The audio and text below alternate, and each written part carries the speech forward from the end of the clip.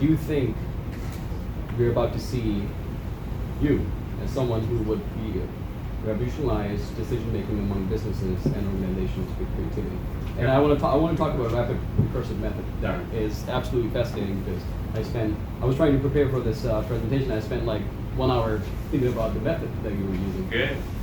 Yeah, I appreciate that. Anderson Economic Group started in 1996, and we do business consulting, and we think we do it pretty well. We're still doing it well.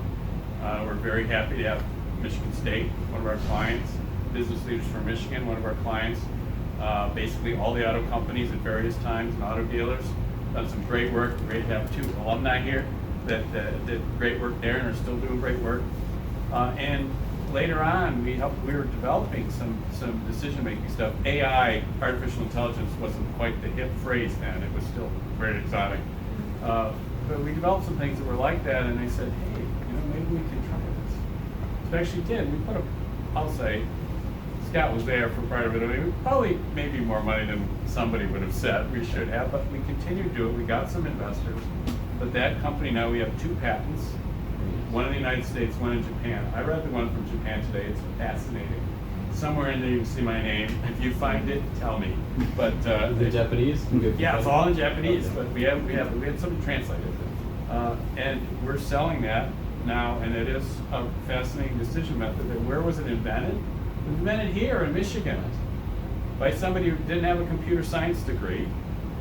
Right, and we've had young people that have come to work there right out of MSU, a whole set of them that were developers. They've invented other things. One who's got their name on a patent with me was an MSU grad, just got his MBA from Carnegie Mellon, and just great stuff there. So that company, Support Intelligences, I want to do some more. Before I leave, I'm going to be seeing, we got some people that might want to invest.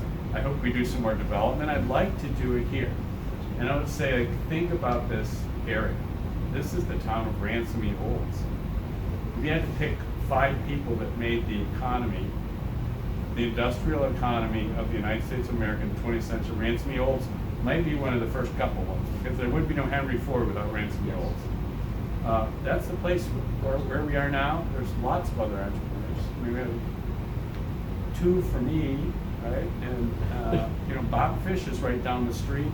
I don't know how many restaurants Bob Fish has created out there, and we got other people starting up. Right back there, we got something already, which I'm going to try before I leave. And this is a place that has an entrepreneurial history that goes back over a century. We need to start cultivating it more. I'm so happy now because, by the time I started Support Intelligence, it was almost cool. Now it is definitely cool to start something, and that's a huge improvement from where we are.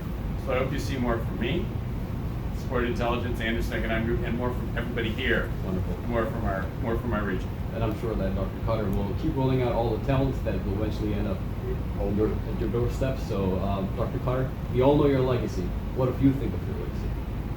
Well, again, it's in people like yourself, folks that are out here changing the world to a certain extent. So I'm about to, at least from my MSU experience, right into the proverbial sunset. So I'm a year from retiring. They give us a consulting year where we get to hang around the building without having to do anything for a year.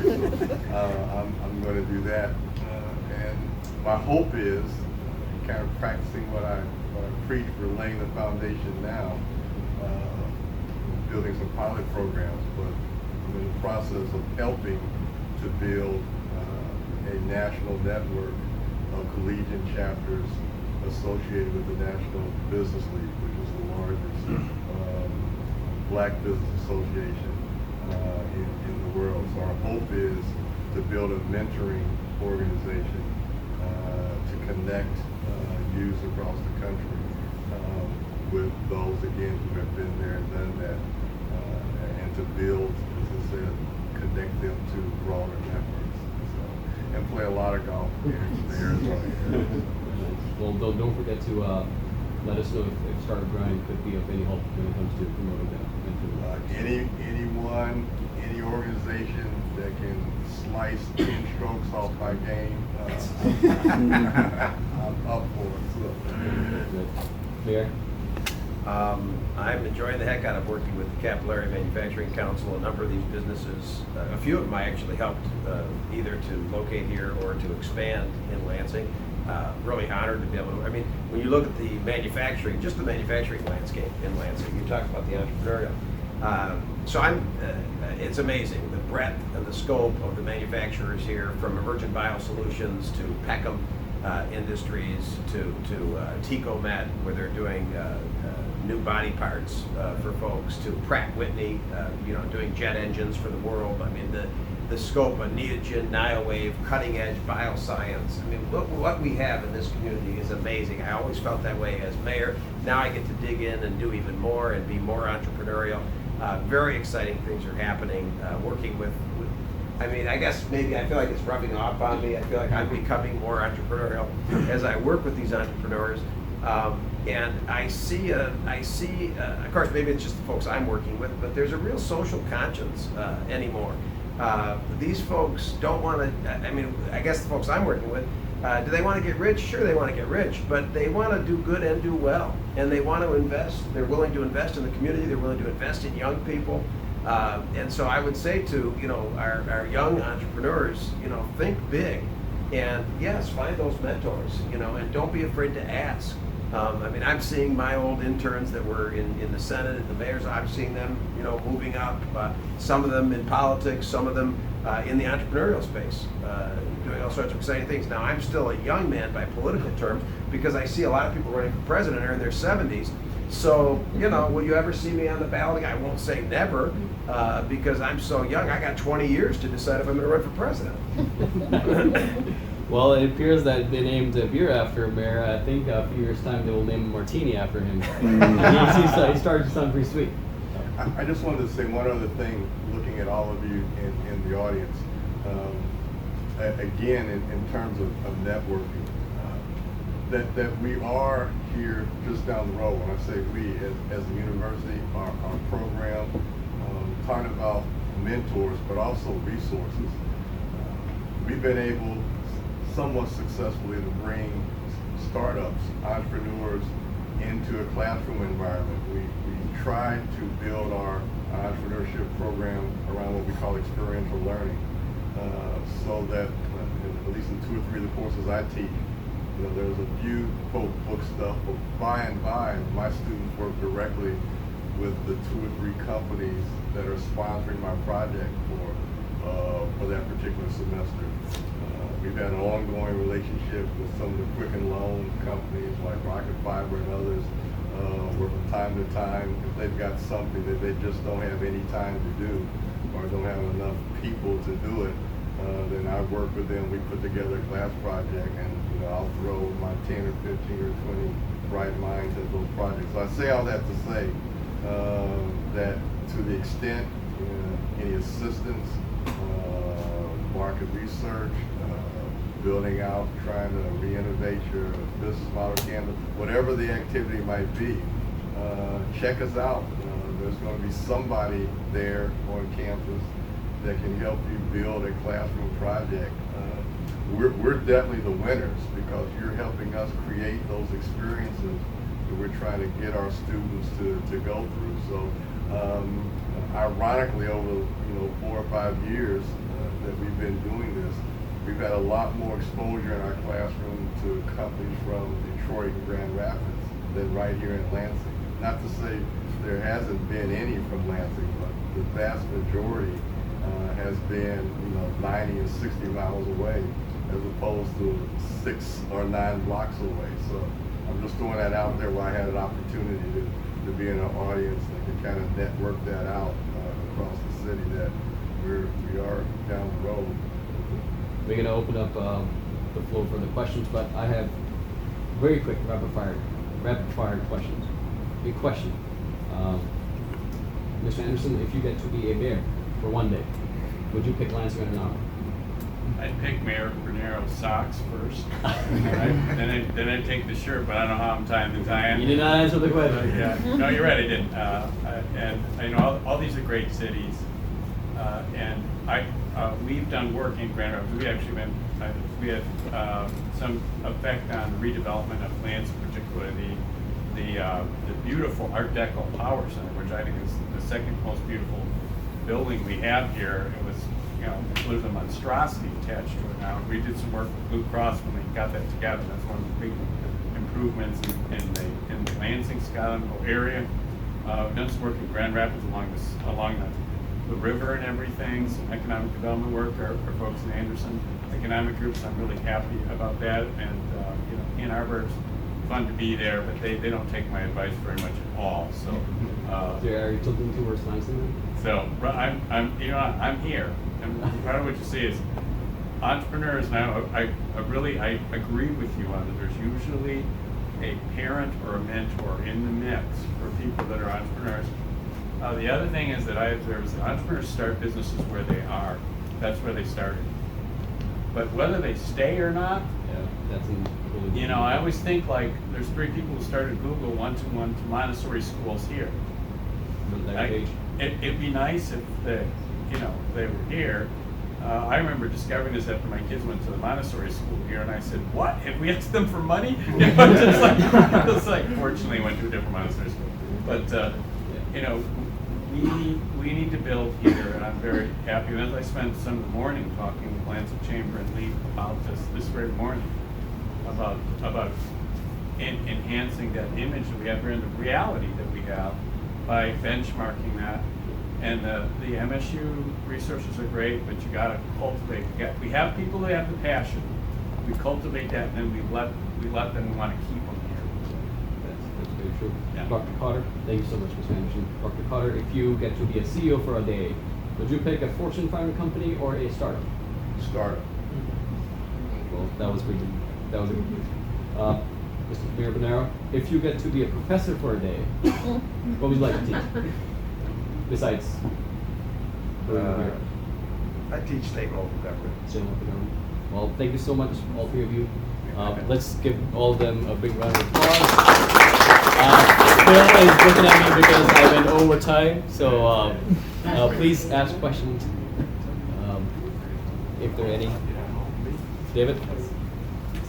What's one thing you guys would like to see the region do to move startups forward? You already know my answer.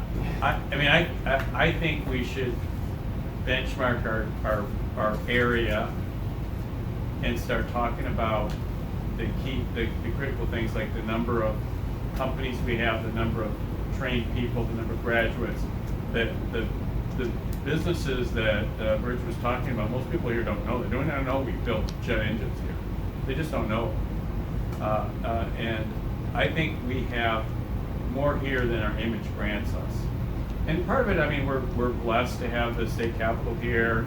We have a great research university here, but our image should include this entrepreneurship and this business center. And if we're going to be successful and have everything that we'd like to have, and have people move here and stay here, and their kids move here and stay here, we need to build that out too. And for a long time, we just didn't appear to care about that. We do now. And that's the number one thing that I think we could do, just in general across the region. I don't know. No, please. Go ahead. I don't take the biggest. I think a couple of these may have started under your administration, but there's a couple of things going on in the city that I'd like to add another layer to it. We have the facade program where you're helping businesses with their outward facade. We have the corridor program where we're investing in building out these corridors. I think we need something like a sector program. And what I mean by that, we talked about, the majority of jobs are from small businesses, and that is true if you're just counting job creation. But those small businesses typically in economic areas are driven by what I'll call a sector captain. The dynamics in Detroit, as fantastic as that is pretty much driven to a large extent by Quicken Loans and the Illich family. We look at Silicon Valley. There were 2 or 3 primary drivers of that economy, and then you had a lot of concentration. Nike. So there's typically, not to go against large global conglomerates, but they create okay, this environment where now you have all this activity kind of building around them. So to the extent to which we focus on a sector, Tony, you mentioned isn't here. LEAP, which is doing some fantastic work in the area, but they're building accelerators, but they're sector focused. I know one of their sectors is the insurance area, and we happen to have a number of really large, vibrant, really global leaders. Actually, one of the tenants, one of the proto. Yeah. Oh, okay. All right. So I'm just saying those types of programs to draw concentrated industry sectors that can then create this fertile ground for now all these small businesses to spring up. To a large extent, if we're going to replicate any of the other kind of entrepreneurial great ecosystems that we kind of envy, that's the missing component that's not right here in the Lansing area. So this is all good.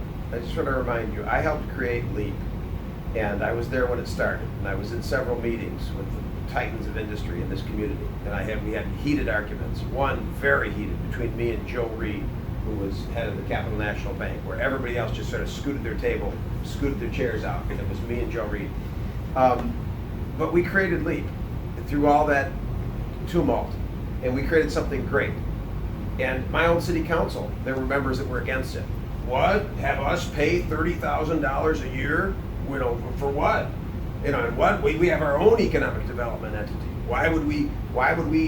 I got rid of our EDC completely and farmed it out to LEAP. I said, if we believe in a regional economic development, then we can't keep doing our own and say, we're gonna Lansing first. Oh, but yeah, we sort of agree with LEAP.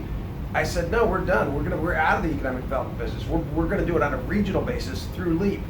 And that would never have happened without the leadership of Bob Trezise and the incredible team that he put together. But I said, we're done. We're all in for LEAP. The rest of these communities the rest of these burgs, many of them still have their own economic development. They belong to LEAP, but they still have their own internal EDC. Why? It's one thing if we say America first. I mean, that we can debate. But do we really want every city in the region saying, us first, us against Lansing Township? Or do we want to be all in? So we aren't even at the basics. We're barely even crawling in terms of our governmental structure. Maybe governmental structure doesn't matter. I'm working with a bunch of entrepreneurs, and they basically try to ignore government because government slows you down, and I see why they do. But I can't help but wonder when I go to places like Indy and Louisville and Nashville, and I see regional government that actually works. And you see, I was the guy who was the first to lay off uniformed personnel in Lansing's history, and it wasn't fun. And when you're laying off uniformed personnel, you got no money for incubators and other kind of startup-y kind of cool stuff like the Hive. You got no extra money. And Lansing doesn't have any extra money. And if Andy Shore is honest with you, he'll tell you he doesn't have any extra money because we are starving as a city, because we got a lot of problems as a city. Now the region is beautiful. And if you think I'm a one-note Nelly about regionalism, you're right. Because Aristotle, the father of politics, said, I don't know if you know this, most of you don't. He's the guy who said the whole is greater than the sum of its parts. You heard the quote, but you didn't know he said it. Aristotle, the whole is greater than the sum of its parts. The father of politics. What was he talking about, my friends? Why would he bother to say something like that? What does that mean for Lansing? Because the whole is greater than the sum of its parts. And when you're busy paying for all this separateness, when everybody's in their silos like we are in this community, we will never be what we could be. We will never be what we could be because we waste money on bullshit. David, did that answer your question? Yep. Brandon, want to go? I'm gonna bear with me. I'll give you a little bit of background. For about 2.5 years, I've been trying to get a startup going here in Michigan. I live in Northville, so I'm coming up from the Detroit area. So I'm actually beginning to put a startup here in Lansing due to the environment that you guys are talking about, and primarily due to the efforts and coordination of LEAP and ANUM, which I got introduced into in November. So the environment up here is unlike that in this area. of Lansing. So I have to commend everybody for going. One of the issues that I run into is where the rubber hits the road as far as policy. And what I mean by that, as entrepreneurs, as you guys have said, is you don't know where your paycheck is coming from, or if you're raising money. In our case, we put $1.5 million into our project, are putting another $1 million into the facility that we're building. We'll be hiring 20 people or so, with intentions to grow that aggressively over the next 5 years. And you go to MEDC and all of these alphabetical soups that everybody wants to meet with, that they think they're the greatest thing since sliced bread and help all these businesses as long as you've been in business for 5 years and have, you know, $1 billion in revenue like GM or something else, who quite frankly don't need the benefit. And then they look at you and go, oh, you're a startup, come back in 5 years. Well, frankly, in 5 years, I probably won't need your help.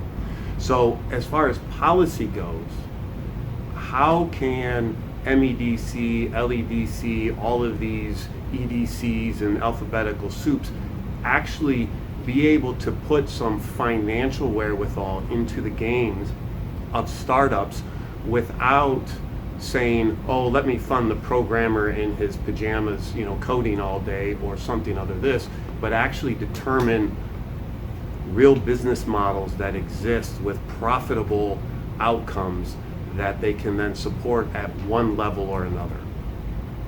I'll mention some of my observation about particularly the state level economic development, which Anderson Economic Group again has been around now for 20 years. So that's Republicans, Democrats, different MEDC eras, and you can see on our website where we've done both work that says this program works and work that says it doesn't work.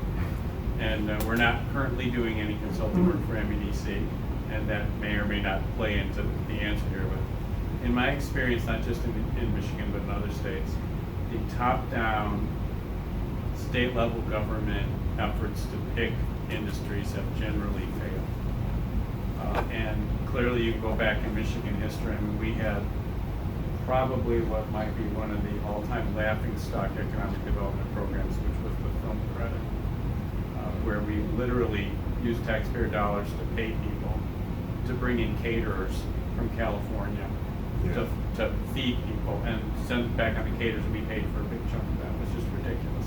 When we had factories that were having to close and stuff because we bought into this crazy idea. Fortunately, that's gone. There was an Anderson Economic report saying that didn't work.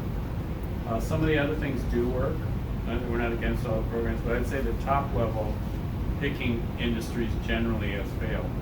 What has worked, and the MEDC director now, Jeff Mason, I think deserves some credit, and the MEDC staff there, including Lauren Branneman, who used to work at Anderson Economic Group, have improved that now, where they're not as much top-down heavy. They actually talk about prosperity regions. And so I think that at the state level, we've gotten better. We're still running on other states. I mean, you look at the Foxconn thing in Wisconsin. You know, we weren't involved in that. Who knows when that factory is ever going to be built? It clearly was not worth $1 billion of Wisconsin taxpayer money. Right. On the other hand, what could you do with, you know, $1 million is 1,000 times 1,000. Okay? What could you do if you took not that $1 billion, not $500 million, but just, you know, like $100 million, and spread it around to local entities and startups and things like that. And I think local entities like I'll say Ann Arbor Sparks, which is a different entity, they operate differently, but they're in Ann Arbor and they're different people. Those entities appear to be successful. Programs like Dr. Carter's appear, when there's a person there and there's a focus, they appear to have some success. So I would say on the policy side, generally, big government, and I'll say some of the big business ones, like with the big banks and stuff, they just don't do that well, because entrepreneurs, like people in this room, they don't show up with everything lined up for a standard business form and everything filled in, because that's an existing business, that's not a startup. So the experience that I think, and unfortunately I think we're getting better in Michigan, but the local entities have clearly proven more effective. and small entities and mentors are just wonderful.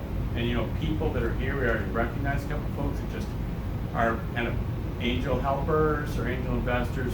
They make things happen. Yeah.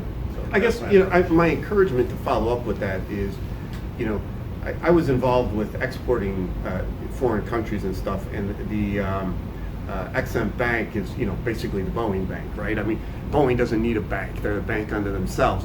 GM here is sucking up, whether if we're hiring people, there's all these hiring incentives that Michigan likes to do because they want to do their thing.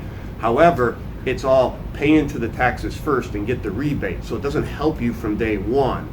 And those are the type of things that I think the area should really be looking is how do we help from a day one without, I guess, hanging ourselves like with the Foxcons and these other type of things, on a little level, spreading out well so that you can help them from day one, as opposed to, when you have 5 years of payroll and 5 years of financials and all this other stuff, then come back to the table and talk. And that's, I think, would be a great help to the entrepreneurs in the room and the environment as a whole.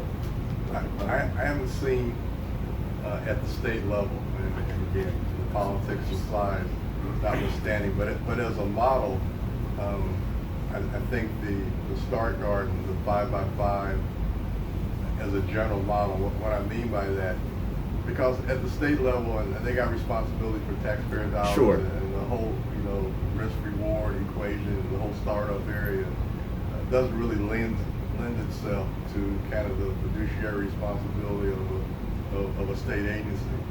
But to the extent to which the startup can begin to delineate certain milestones that, as they accumulate, now gives the sense of, never a sense of security, but the sense of validation now to angel, to that next level of investor, then I think those relatively small dollar contributions, if they're structured right, that will allow a startup to achieve certain milestones, but now makes them very attractive to first or second or third level lending stages. Right. That you can kind of bring that together, where policy, public entities can play a much more helpful role in that transition period for startups. So I don't know if any state agency folks are here, but that would be my 2 cents worth. I think there's a possible model out there that they could implement. I agree with most of what's been said, although I believe I disagree with Patrick on the film tax credit. I look forward to a future debate about that and bring the data, bring your report. I'll be happy to pick it apart. Are they still funding that? And I do want to say, no, they're not funding it. No, Snyder killed it. Snyder killed it after saying nothing about it during the campaign, which speaks to our broken political system. He said, but I think I heard Patrick agreeing with AOC on the issue of tax credits. Okay, so please make a note. But and I mean this seriously. I do think I'd be interested to know what he thinks about AOC and the tax credit in New York for Bezos, for Amazon. I think you may agree with AOC on that, and as I may agree with her. I was asked by people along the way, AOC, she's gone crazy. You're for economic development, and look at, she's a liberal, she's a left-wing nutcase. I said, no. She may be absolutely right. I haven't looked into the particulars. Economic development is a local matter. And that's what I heard these guys saying. That economic development, and I said that earlier, economic development, job creation is a local issue. It's something for all of us to be concerned about. And since most jobs are created by small and medium-sized companies, that involves local government, mayors, city councils, so we need to pay attention to the entrepreneurial environment at the local level. But we should pay attention to how our state tax dollars are being used, and are they the right programs to make sure that we are doing startups and so on. Does GM really need those tax breaks? Does Volkswagen need $54 million to go into Tennessee to create 1,000 jobs in Chattanooga? I talked to the mayor of Chattanooga after they did that, and I said, Mayor, I forget the guy's name, young guy, I said, he's not running for president, he's one of the few not running. And I ran into him just in the lobby at one of these conferences, and I said, did I get it right that you emptied out your rainy day fund? Because he gave $26 million and the state gave $26 million for 54. They wrote a check to Volkswagen up front for $54 million, and then had him pay no taxes for 10 years, or ever. And I said, let me get this right. I said, number one, you had $26 million in your rainy day fund? Yes, he said, yes, we did. I said, and you wrote a $26 million, you emptied out your rainy day fund to give to Volkswagen? He said, yes, we did. And he didn't seem happy about it. And I said, how long, out of curiosity, I said, just between us, and us. I said, how long will it take you do you think, to earn that money back? With the tax revenue and stuff that's coming in. And I didn't know, I expected, maybe 5 years, maybe 10 years, $26 million. But I figured, Volkswagen they're really hitting the jackpot, getting 1,000 jobs. And he said, we'll never get it back. And I said, well, what do you mean? I said, well, what about the income tax? He said, we have no income tax. I said, you mean at the city? He said, there's no state income tax either. I said, well, what? What about the property tax? He said, they're not paying any property tax. I said, well, how will you, I said, why did you do it? And he said, for the jobs. So my point is, we need a debate in this country, a real one. And we just had a gubernatorial debate. A gubernatorial campaign. We got a new governor. I didn't hear any discussion about economic development, Patrick. I didn't hear anything. I heard, are there going to be a road tax, fix the damn roads, or whatever. I didn't hear anybody. When I ran against Snyder, people asked, we had a couple debates, and people asked, what about this film tax credit? And I said, it's great, I believe in it, blah, blah, blah. Your guy said, I'm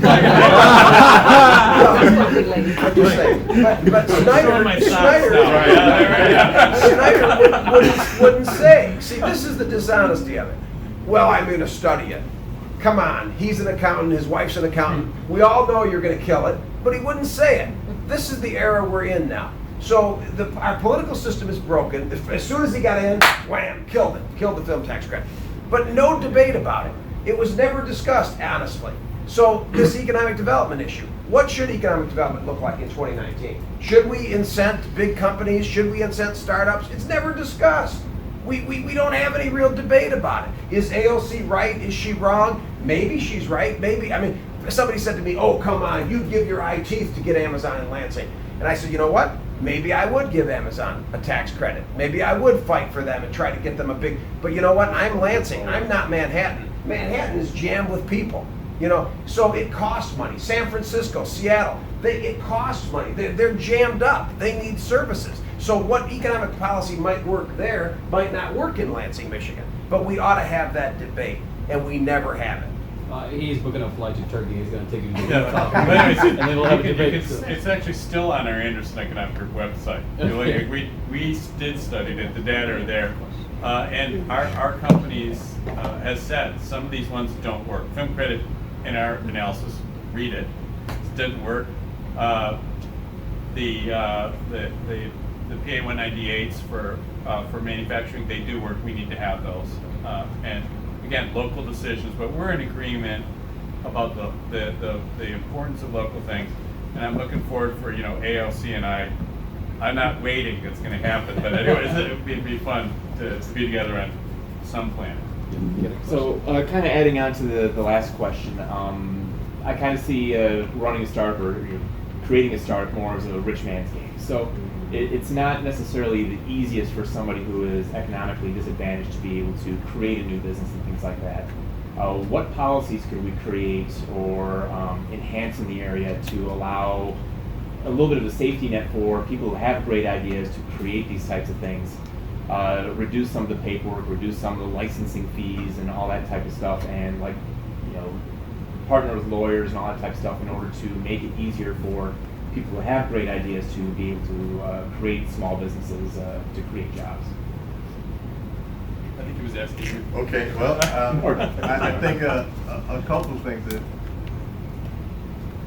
again, that environment wherever your level of resources allows you to engage in the marketplace. And so, for instance, in the retail area, we don't really have any facilities for pop-up spaces, where maybe you just have a great recipe for a cupcake, or maybe you just have a real artistic ability with respect to crafts and jewelry. going across the spectrum, we're not looking at makerspace necessarily or manufacturing something, but the retail sector is one in which you could create an environment where people can get exposed to the marketplace simply to engage. Like this, it tastes good, react. Going across other areas, again, looking at creating environments where people can bring their ideas to a marketplace, even on a small level, where they can get that level of engagement to then refine the product, get a better product market fit. So again, when you say resources, it's always gonna be tough to a certain extent. But again, creating an environment, I guess it has to be sector specific, but let's say in professional area where you're making something. Create an environment where perhaps you can now sell your services, professional services related to that technology to a larger company. Now create resources where now you can turn back around and sell that product. You read all the entrepreneurship gurus, Steve Adams, et cetera, about their great startup activities. But if you read between the lines, they came out of companies with great ideas, and their first customers were those companies.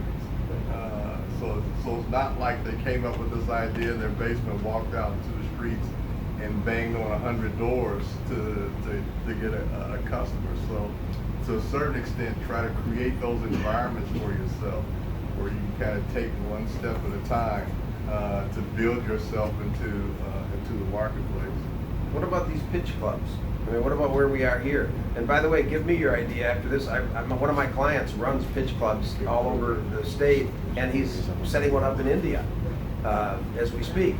So, and it's a Shark Tank kind of a concept, and if you can convince him, I mean, he'll invest and or he'll find you the investors. So, I mean, and then you got the internet. I mean, you got Etsy, which I know some people. I know people. Not even as much talking about like a retail type operation, but things like, just for example, if you build out in a place like this right here, things like licensing, regulatory affairs, and all that type of stuff are very high barriers to cross for somebody who doesn't necessarily have a lot of money in the bank already.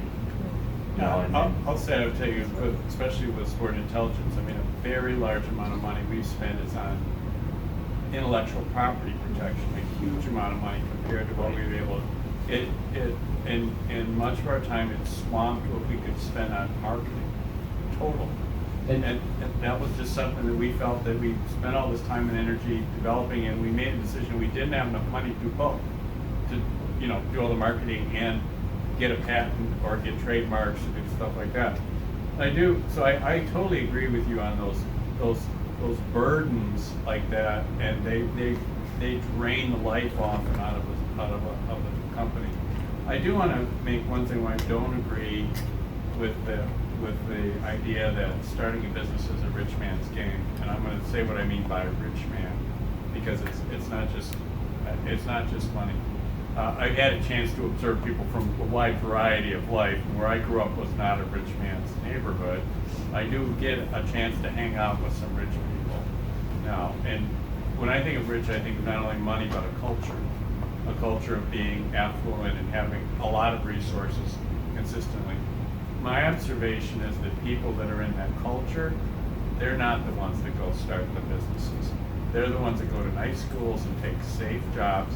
If they start a business, it's after they had a nice career at Goldman Sachs and they built up enough money, or they went to a good law school.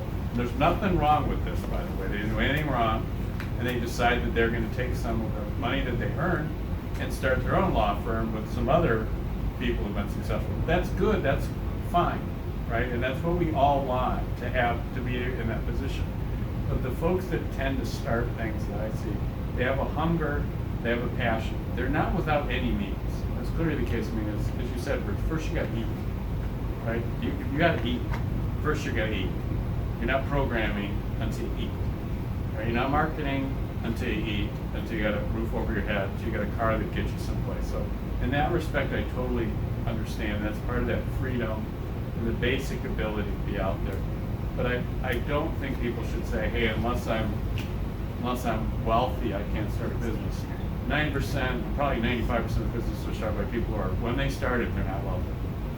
And it's that passion, that's the ability to have the freedom to do it, which includes some means to be able to do it, Well, plus the passion. And don't you have options today that you didn't have? I mean, an easier ability to, I mean, as much as the internet has negatives to it, you have an ability with crowdsourcing and other ways to say, hey, you know, I've got this great, you know, and reach out and sort of have a platform that, and it seems like in the past it was a lot harder to do that, to reach like-minded people and or to, you know, bring in, you know, money. Yeah. But Yeah. I think if I'm hearing you right, it's always hard to be really Sure. specific Yep. with the town, but I'm kind of hearing you. It's not so much resources like funding, but the It's- things that you need to get done. Yeah, that it's you- things like finding a good lawyer, finding, you know, figuring so- out how to apply for the right permits to fix the, you know, the plumbing issue or that type of stuff. Going back to my point, let's say Yeah. intellectual property. Right. And events like this, perhaps there's one or two others that may be in different business, different sectors, but have similar IP issues. You might get together, again, go to the MSU directory, who's teaching an IP course. Put together something, approach them, said, here's some great issues. Would you consider, okay, doing a research study? Would you consider making this a class assignment to address these IPs or give us a roadmap? Could your students develop something that could give folks like me a roadmap on what I need to have clear? Or, you know, there may be legal issues. Unfortunately, our law school stopped there. They used to have a clinic for business law, but we still have business law classes. Now that's very specific, but you guys are entrepreneurs. You know how to actually bootstrapping. But I'm saying there's a big resource there with folks that presumably know some of this stuff. So if you can put together a package and present to them, could this be a classroom experience where you can gain some value out of that? That might be one approach. If I can opine, just very, very shortly, I don't want to take much more time. I might be biased in this, but I swear as it relates to red tape, as it relates to IP or anything legal related, it all comes down to the billable hour, okay, unfortunately. With a lot of these things, when you do want any help with respect to startups or when you don't have that much capital, you can reach out to attorneys, but unfortunately there just isn't that much cooperation between the industries. We geographically may have our own little silos within the Lansing community or even within the state's community, but in industries we have our own silos as well. Like the legal industry, it's kind of a little narrow-minded. Unfortunately, it does have tunnel vision, and that's one of the problems, and it all comes back to the billable hour. If there weren't so many mandates and so many requirements for that with respect to the law firms, then it would be a little bit easier. So I would suggest, not to turn this political, a little bit more cooperation with the state and the state bar. That's just my perspective. Coming from attorneys. No question about it. The law practice and the medical practice are two of the ones in which there's the largest barriers to entry licensing. It's very difficult to get what I'll say is low cost, reasonable help to do even modestly, you know, not that difficult things. And that's an area where freedom is, you know, it's extremely difficult for you to go out and say, if you hung your shingle out and said, I'll give you legal help startups, you would be getting a letter from the state bar saying, oh, no, you gotta take the bar, you gotta do some things. And I don't have a whole program for this, but that's clearly a problem and that you run into. And even our company is as knowledgeable as we've been, we know, we work with other top law firms, that the sheer cost of doing some things has forced us to get really inventive on some things, just to be able to continue to go along and try to protect our intellectual property without stopping all other operations other than paying for lawyers. And I wanna, and we're gonna get to Ms. Carmen for the last question. Just wanna add quickly, there's a book written by Steve Case, the former CEO of AOL. He talks about there have been 3 waves of entrepreneurial disruption, especially in USA. The first wave, like in the 80s, when we started the mainframes and making computers, and it became a household asset. And then the second wave was when we had those Facebook or social media platforms where apps turned into businesses. And then he mentioned that there's a third wave that will disrupt industries with strong gatekeepers, such as medical, legal, educational. It will happen. It's being disrupted, yeah. It will happen. Not sure how long. It may affect Lansing or maybe Michigan a bit later than the other industries. But that's how human civilization evolves. Something will eventually be disrupted. That will pave way for other industries to emerge. I want to get to Ms. Carmen, then you'll call in. Dr. Carmen, thank you. Question, remark, comment, something. So I have an organization that's in the community of Lansing, and I know I'm the only one who has it because I've done enough research to figure it out. Over on the south side of Lansing, it's a women incubator accelerator office space. And Dr. Carter says something that was exactly what I found in my research, and it's a huge barrier. A lot of the women that want to start something, they don't have access to good credit or funding or connections, and definitely not people who are rich.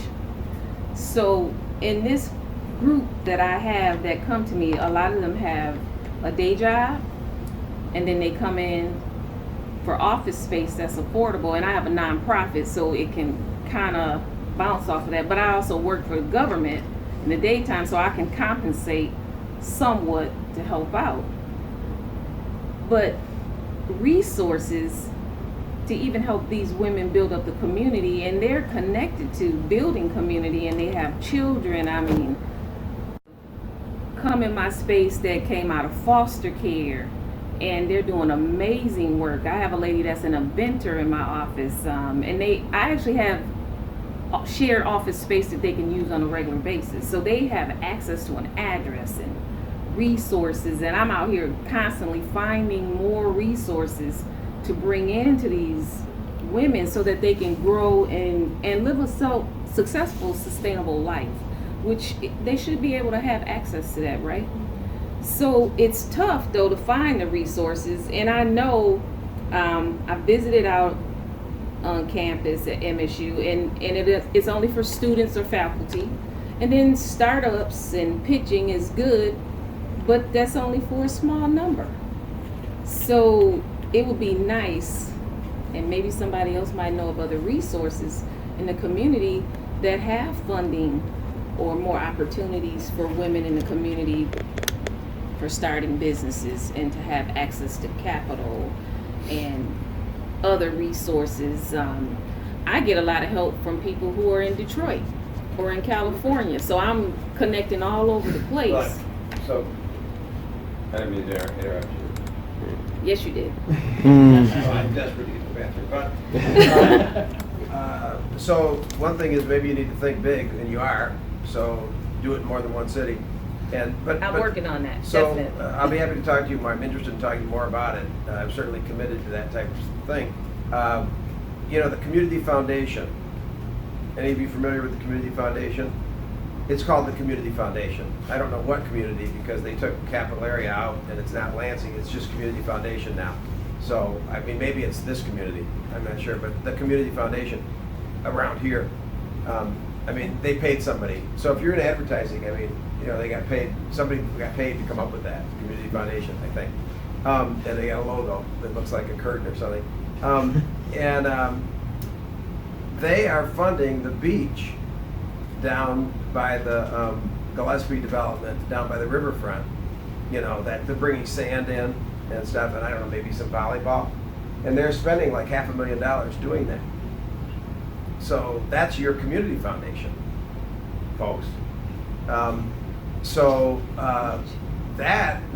What you're talking about sounds like something that maybe they could support. And maybe somebody else would fund the beach. Maybe even a developer would fund the sand on the beach for their customers. Right.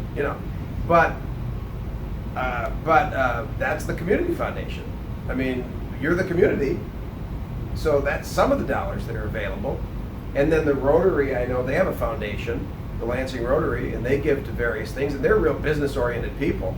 You know, they're kind of crotchety, but, oh, am I on camera? I mean, they're wonderful. They're wonderful. I forgot about that. Yeah, about that. You really want to go to the bathroom, right? Oh, shit. Anyway, yeah, so the Rotary, they're business-oriented, and maybe they care about inclusion. And so you could make a pitch. I don't know how many pitches they would get that would be targeting women who are underrepresented in the entrepreneurial environment. And maybe you have some people of color who are underrepresented in the entrepreneurial environment. I think you could make quite a pitch to groups like the Community Foundation, the Rotary, who knows what else. The professor mentioned the Kauffman Foundation. I'm aware of it. I've been to the Kauffman Foundation in Kansas City, I think. Wonderful, incredible outfit. What an incredible family, the Kauffman family, and what he left. And they're largely in that area, but they do some things around the country. Maybe one day we'll have a Kauffman Foundation of sorts here. But in the meantime, if you've got something good like that, you got to get it out. And I know you're trying, and I'd be happy to try to help. Thank you. Thank you. Jeff? Just to provide a quick resource, Michigan Women's Forward used to be Entrepreneurs Institute. I network with them. Okay. And then the Thank you. Michigan Micro Enterprise Network is another one. And they provide resources to all the micro enterprise support systems in the state. I'd be remiss if I didn't add, as a former board member for the Lansing Chamber, Lansing Rotary Foundation, definitely you're the right target for what they're looking to fund. So good application in there. Thank you. And the SBDC, the local office of the SBDC, also provides free business support services. In some cases, mostly free business resources. In some cases, they're for a small fee, like physical fitness for small business. There's a $30 fee, I think is what it is. So the beauty of it is, my organization is connected with the Kauffman Foundation. They allowed us to be an affiliate of their entrepreneur program so that women could actually utilize the resources online to start their businesses. Oh, wow. And it's free. So I've done a lot of legwork. Mm-hmm, that's great. Yeah. And Startup Grind will love to connect you with either with Jeff or Scott. Just let us know. Come to our events. We do have guests and attendees who may come from different industries. Sometimes connecting with one person could open many doors, and that is something you can always tap whenever you come to Startup Grind. So I'm so thankful that you're here. I just want to thank you everybody for coming. I just want to close it tonight by saying something that my grandfather told me before he died in 2017. I asked him the question, and he wanted me to move to USA. I moved to USA back in 2007 from Pakistan, and I didn't want to come initially. I was like, you need to go. Pakistan was kind of going through some political turmoil back then, but he kept telling me you need to go. I was like, why? It was like, because America is a place where it doesn't take decades of generations to get out of poverty. USA is a country where you won't have to experience it. Even if you take some bad roads down some generations, it is still a country. And I keep thinking about it, and I always believe that, yes, that is true, because we have seen the evidence of the US's progress in over a couple of centuries. But it's not should not be taken for granted. I'm reading this book called Why Nations Fail. It talks about Roman Empire was a republic once, meaning that the resources or the freedom that we have, if you're not taking care of it, if you're not turning it into our baby, it take a few generations, and could be taken away from you. So to cherish it. I always tell my wife, there's never a day when I don't wake up and cherish that the freedom that you have just to think of possibilities you may not have in other countries. I witnessed it myself up until my 17 years old. I just want to wish you everybody a good night. Do come to Startup Grind events. We will be hosting a few more this year. I just want to thank the panel for sharing your time with us. When are we gonna have a part 2 of this panel? I'm sure never. I'm sure. I'm sure. Right. After. So good. Thanks for putting up with me.